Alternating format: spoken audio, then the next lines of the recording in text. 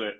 Brilliant. Well, look, we're across the desert later this year, so very excited about that. But obviously, really, the goal that's just a vehicle, but the goal itself is actually to be raising some money for some fantastic charities. One of those is Brain Tumor Research UK, and the other one is Young Minds. So, without further ado, we thought rather than hear from us, we'd hear from the real amazing people at Young Minds, and through Vanessa. Yeah, what Young Minds is, what you do, what you don't do. But yeah, so great to have you, Vanessa. Thanks for making the time. Oh no, thrilled to be here. Brilliant. So I thought, as we said before, not to make this really structures or anything. I thought obviously what we really want to hear is Young Minds, what you guys do, how you have an impact on society. Probably is probably the best way to put it, actually. But before we jump into that, it'd be great, yeah, just to hear a little bit about you, your background, and indeed sort of why you work at Young Minds. Yeah. Well, so I've been at Young Minds now around about 18 months, but it's not the first time I've been interested in young people's mental health. So I was drawn to the charity. My daughter is 15 now, and if I say so myself, she's brilliant. She is watching, and but she is very open about the fact that when she was younger, she struggled, and we were incredibly lucky that we got the help when we needed it, not just for her, but for me as well. And Mm-hmm. she got through that, and came through stronger. And certainly today is using those skills and techniques she learned to help her manage her mental health and to stay mentally healthy. So I know what Young Minds do works. I've seen it. Mm-hmm. And so for me, this isn't just a job. It's I evangelize a bit. I know about Young Minds, but we have a responsibility as adults to try and make sure that young people have the support they need when they need it, no matter what. But for that to happen, we need charities like Young Minds. Yeah.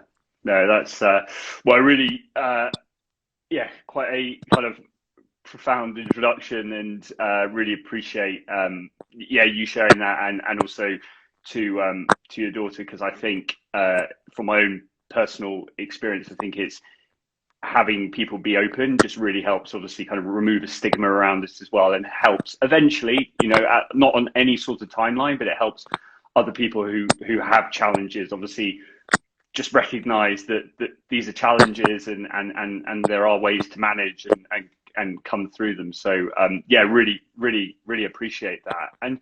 And obviously, as you mentioned there, you've got a lot of experience with the charity, kind of as someone who's received some brilliant support from what it sounds like from it. You've seen someone who's received brilliant support from it as well. What is it? What is it that Young Minds does? Where does it start? Yeah, it'd be great to hear about that a little bit. Okay, so young people's mental health is what we do.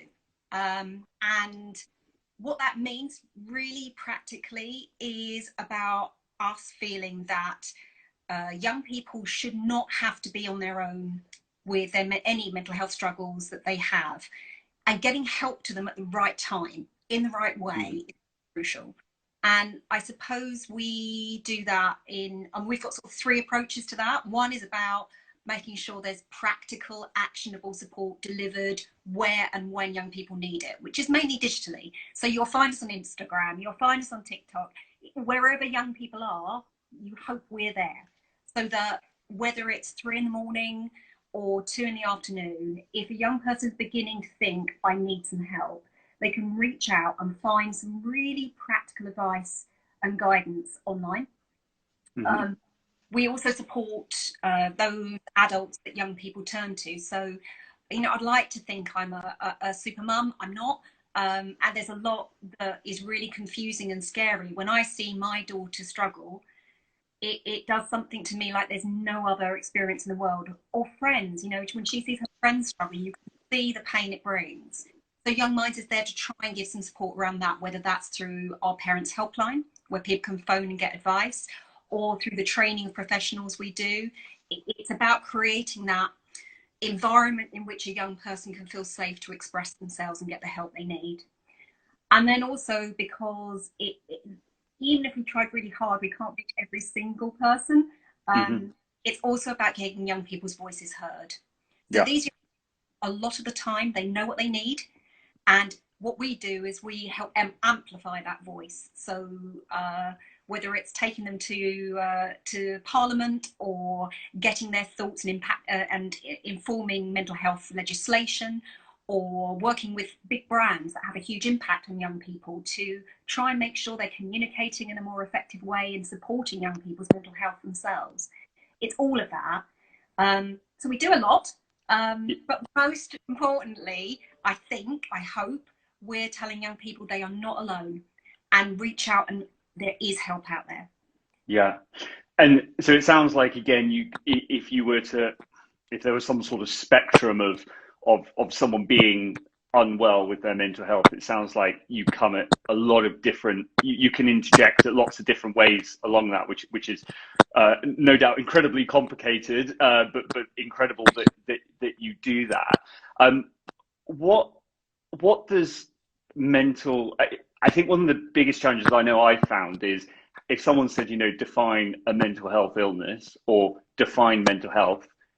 The way I've through a good friend and brilliant sort of campaigner and removing the stigma around mental health, a guy called Rob Stevenson, he always sort of opens by talking about, everyone has mental health and there's a spectrum of this, and we wake up some days and we feel great, but great to us might be different to someone else. So let's take us back. Let's imagine, you were communicating with someone who was young, who doesn't really know if they've got, a mental health challenge. Like, what would you say to them? What is mental health, I guess, to begin with, and how would you help them to best identify that, it's good to talk about this, and we have some resources to engage with that. Okay, so I think the first thing is, and this is a very young mind's way of looking at it, which is a diagnosis, a label, can be really helpful for some people. They really like that, and good on them. But for me and for young minds generally, it doesn't matter. You don't need a diagnosis to Mm-hmm. get or deserve help. So the point we start is we'll say that we're never going to get rid of emotional distress. That's a really normal part of growing up. In fact, the truth is out, it's pretty normal for adults as well to get emotionally distressed. The difference is when that stress stops you enjoying life, Mm-hmm. then that might be starting to become mental ill health. But even before that, if you're experiencing emotional distress, anything that is distressing is worth sharing. And it's at that point that you can come in. And one of the things that we talk about a lot is that we want to achieve a point where young people don't reach a mental health crisis. Mm-hmm. Because it's to have a complex, enduring mental health condition that you live with very successfully. You don't necessarily need to end up in crisis, even with a diagnosis. So you learn to know yourself, and that is a journey in itself when you're young, because yourself is changing all the time and you're learning all the time. But part of that journey is share what you feel, and then let other people provide specialist or expert support or a diagnosis if that's helpful. Yeah. But the most important thing is to know that what you're feeling, you are not alone. Yeah. There are who you can share with and will be able to help you get through it. Yeah. I think what's really interesting there is, correct me if I'm wrong, but you're sort of alluding to a very proactive approach as opposed to a reactive approach. And I think for me, obviously, as mentioned, there's a group of us who we're going to use sort of running as a vehicle to raise money. And I think it's very commonly known, whether you're a professional, runner, or you're a very beginner. If you get up in the morning and you sort of hobble out of bed and you're like, my leg doesn't feel right, you don't have to know which part of it is. The chances are you're going to take a proactive approach and probably go, I'm going to sit this one out today, or I'm going to figure out what's wrong, or I'm going to go and I'm going to take it easy. And I guess something that I always wonder is it because people don't really, do you see that people don't really understand what mental, and I am putting a label on it now, but what mental health illness is?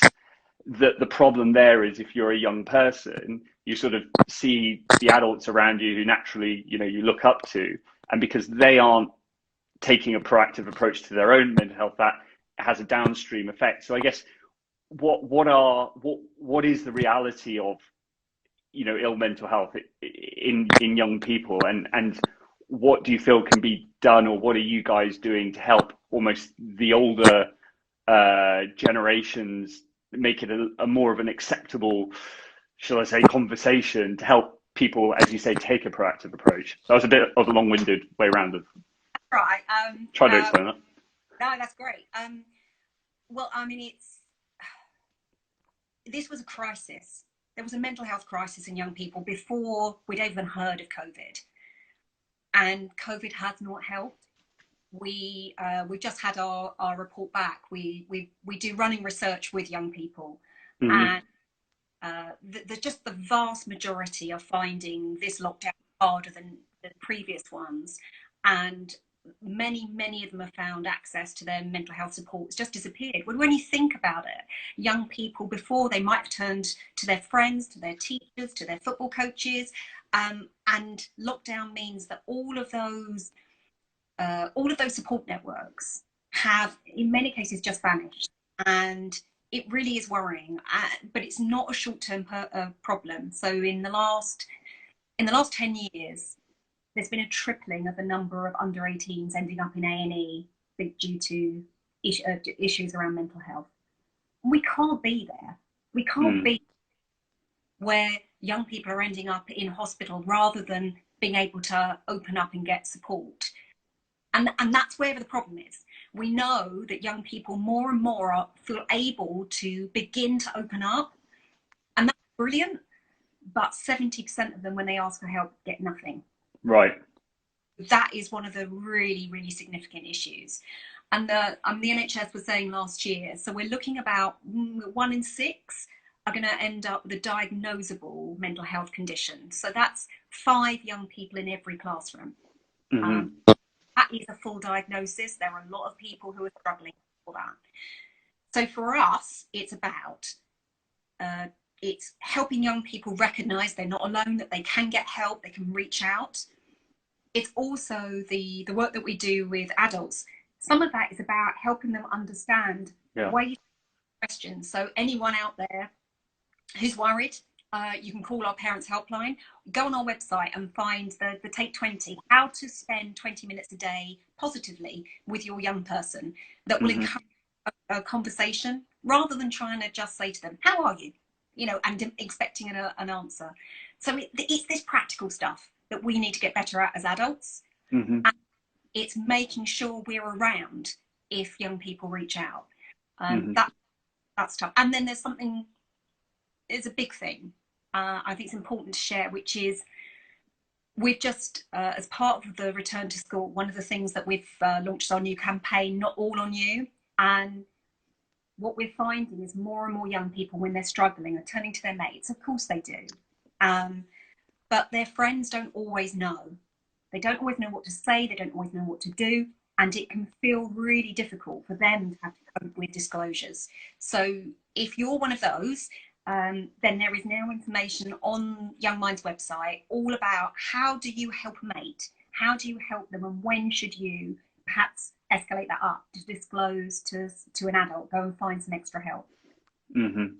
I think it's I underappreciated how much work you did in this area of kind of almost, carers is the right word, supporting people who are caring or people who need to take on a role of caring. I read a book recently by a lady called Amanda Prowse called The Boy in Between, and it talks about her relationship with her son as he, you know, went through his challenges. And I would definitely recommend it for someone who wants to get a bit of a, and I think she even said it, she said, this is the book I wish I had read at the start of that journey. And I think it's that, it must be very lonely if you're in that position of, you know, taking on a role as a carer and don't really know what to do, when to step in, when to, because a lot of this, I guess, is about not putting pressure on, and it's not attaching a timeline to anything. And actually, I think if everyone looked at themselves and said, one of the biggest bits of pressure or stress you can ever have is when someone says, right, I need this done now, whatever it might be. It's like, I need the food cooked now, or I need this bit of work now. It's not to say that, we can't have timelines in our lives and things, but the amount of stress that puts on, I think it's, that was one of my takeaways from her book, was but there's a very, careful balance there. So what are some recommendations you would give to someone who is in that position, who, you've been in that position yourself, clearly. And I guess there's no right or wrong answer necessarily, but are there any sort of, from some of the content that you guys have produced and that you've obviously done yourself, is there anything that you would recommend to people who are in that position? I'm not a therapist, and I'll say that out front. But I can share that personal feedback as well, that Young Minds would say, which is never be embarrassed to ask for help. Mm-hmm. Because, whether that's from friends or whether that's from experts, one thing about asking for help is that other people will talk to you when they need it, and sometimes just sharing where you are is enough to keep you going. Mm-hmm. And then there's the other thing, and it applies whether you are a mum or whether you're a young person or whoever you are in life, which is, you don't need my permission to be kind to yourself, because life can be hard, and all of us find different things, different days tricky. And it is okay to actually have days when things aren't going well, and to turn around to people and say, I actually might be a bit more difficult today.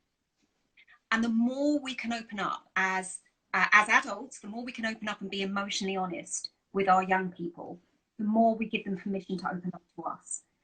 So, and then you help people find the thing that works for them. So, I know that you're out there running, and running can be a really brilliant thing for supporting your mental health, unless you're me, in which case running doesn't work at all. Reading a good book works for me. But that's the point.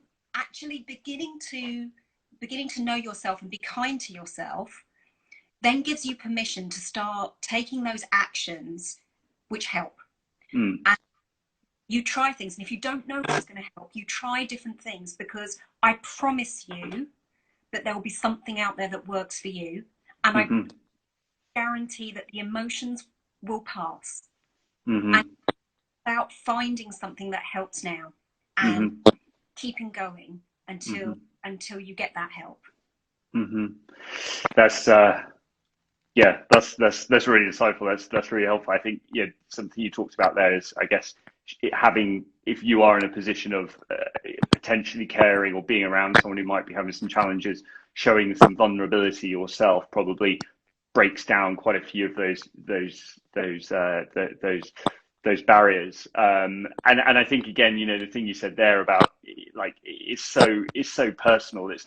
There isn't a cookie cutter approach to this. I mean, you say the thing of running. I think one of the things I love the most about kind of going on this, doing some fundraising for you guys, is there's a group of us who are doing it. And last night we had a Zoom call, and actually it was just like that kind of sense of just chatting to some other people.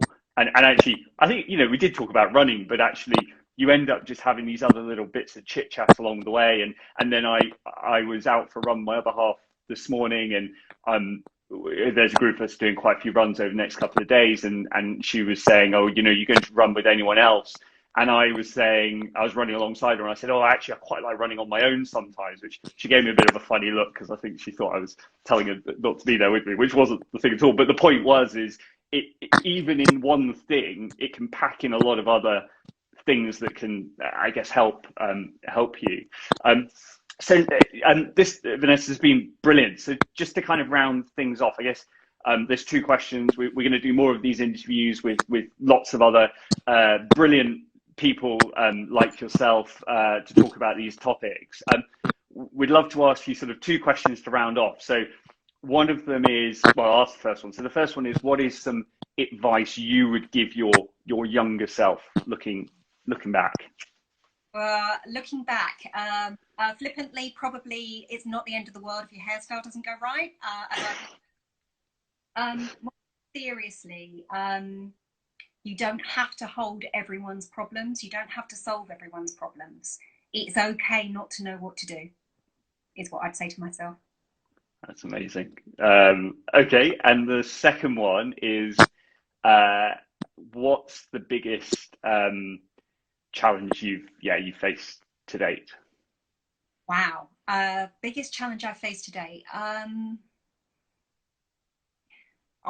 Very honestly, seeing my daughter in pain, emotional pain, and carrying on, knowing, holding on to life for her while she was finding it difficult to hold on herself and keeping going.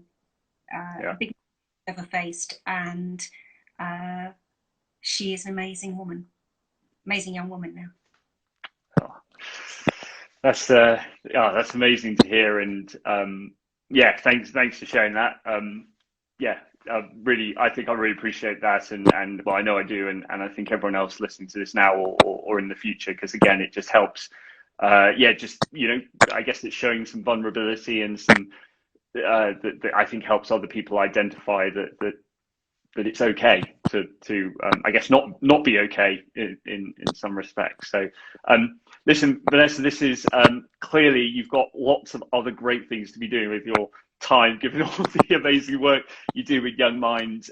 Yeah, thanks so much for making the time. It's a real privilege and honor for us to be raising money for you guys. There's obviously lots of brilliant charities out there, and it's fantastic what you're doing, all the different angles you're coming from.